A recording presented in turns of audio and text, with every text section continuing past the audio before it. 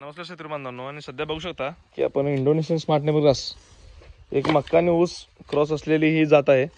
आणि सध्या आपण याचे स्टिक्स काढत आहोत.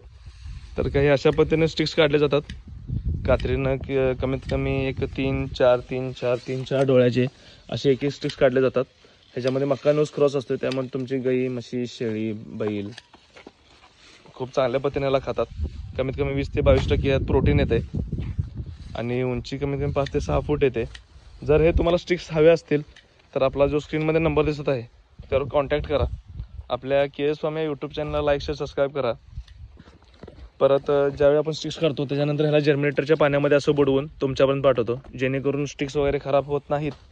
आणि हा माझा प्लॉट आहे. कमीत कमी दोन्ही जो प्लांट आहेत माझ्या ह्याच्यामधलं अंतर हा 4 ते 4.25 फूट आहे. तरी पण बघू शकता की पूर्ण जागा हे झालेली आहे, भरलेले आहे. पुढे जो आपला स्मार्ट नेबरचा प्लॉट आहे तो बघू शकता.